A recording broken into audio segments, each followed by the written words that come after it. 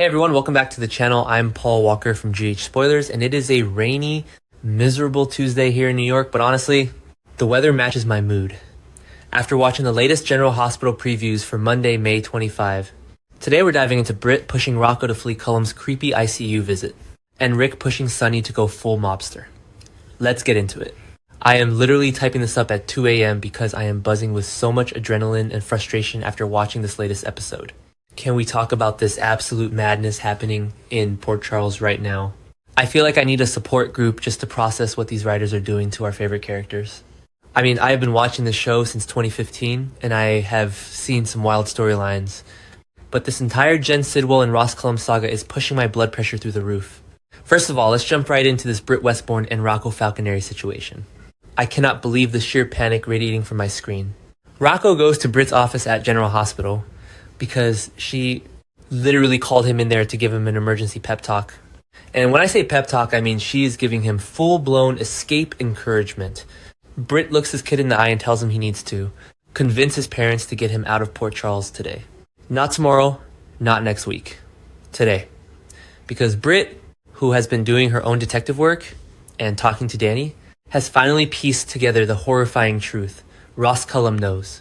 He suspects that Rocco was the one who pulled the trigger on the pier and that Jason only confessed to protect him. And my heart is just breaking for Rocco right now.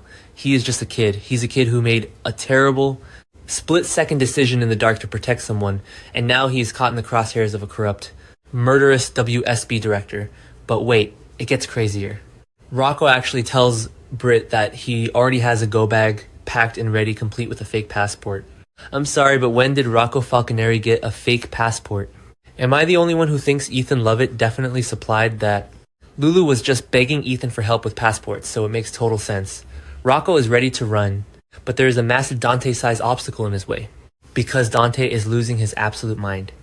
He is talking about putting Rocco, Lulu, and even Charlotte Cassadine under armed guard. I get it. Dante is terrified for his son. But locking them down in Port Charles when Cullum is literally prowling the hospital halls is a terrible idea. Actually, wait, maybe Dante is right. If they run, they look guilty. If they stay, they are sitting ducks. I am contradicting myself here because I am just as stressed as Lulu is. But seriously, I remember when they tried this runaway plot with Cameron and Spencer years ago. Yeah, it didn't work then either. Running always makes it worse on soaps.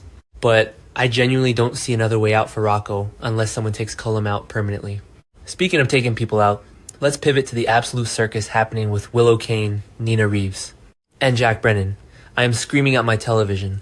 What happened to the sweet, mild-mannered schoolteacher Willow? Because the woman standing in General Hospital right now is acting like a straight-up mob boss. Willow and Nina are having this hushed conversation, and Willow literally makes a promise to her mother. She looks Nina dead in the eye and says she's in a position to help and plans to keep doing just that.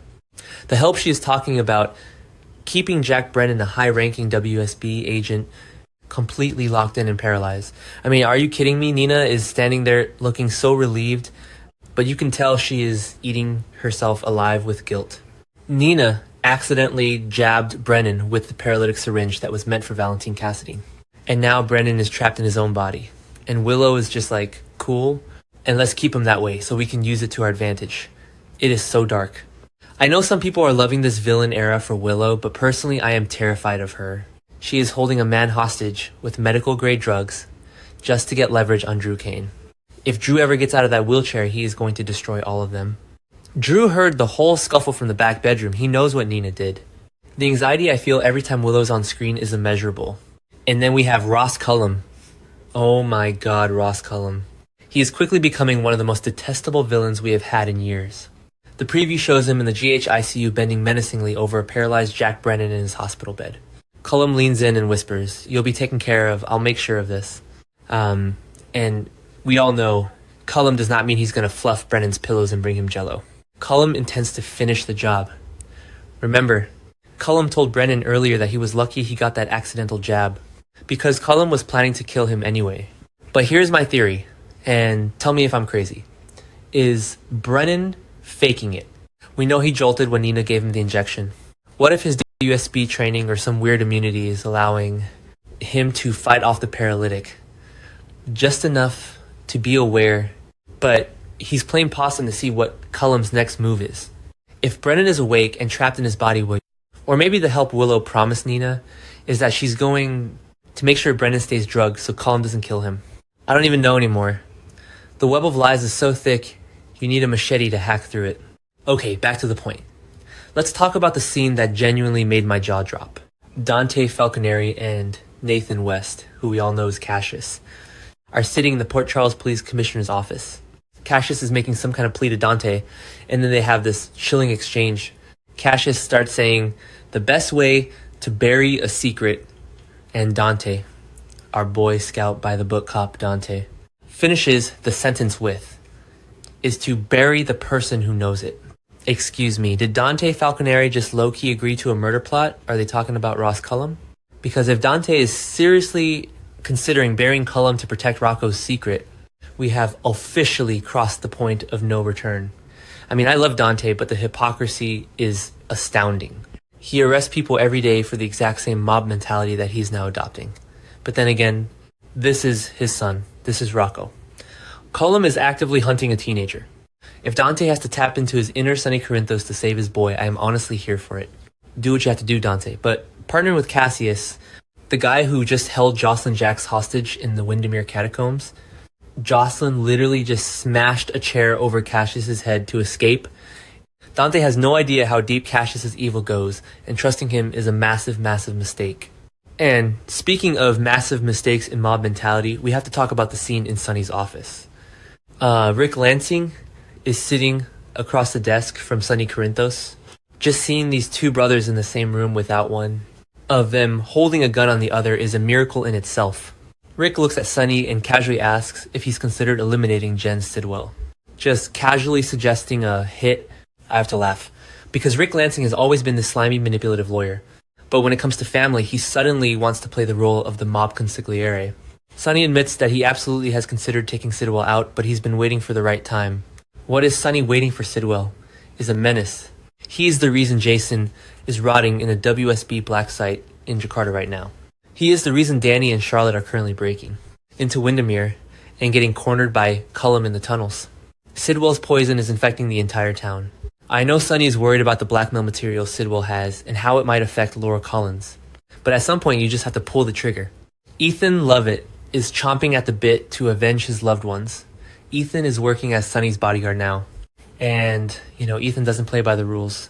If Sonny doesn't give the orders soon, Ethan might just go rogue and do it himself. And honestly, I wouldn't even be mad. Sidwell needs to go. Cullum needs to go. But I am dreading what happens next week.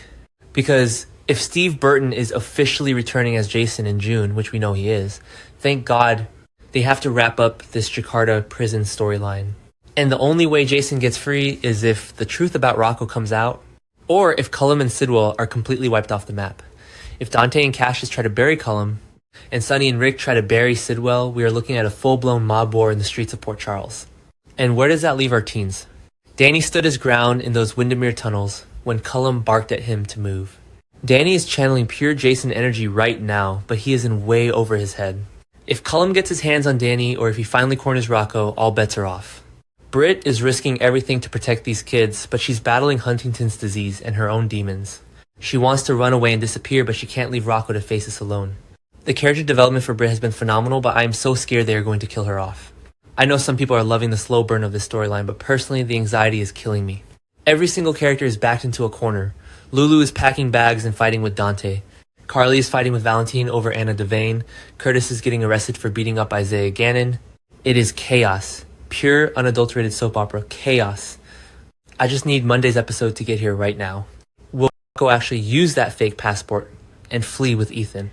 Will Cullum pull the plug on Brennan in the ICU? Will Dante actually cross the line and commit murder to save his son? Let me know what you guys think in the comments below. Am I totally off base here? Are you guys as stressed out as I am? Make sure you hit that like button. Subscribe to the channel if you haven't already, and I will see you guys in the next video. I need to go drink some chamomile tea and calm my nerves before I throw my remote at the TV. Stay safe out there, GH fans.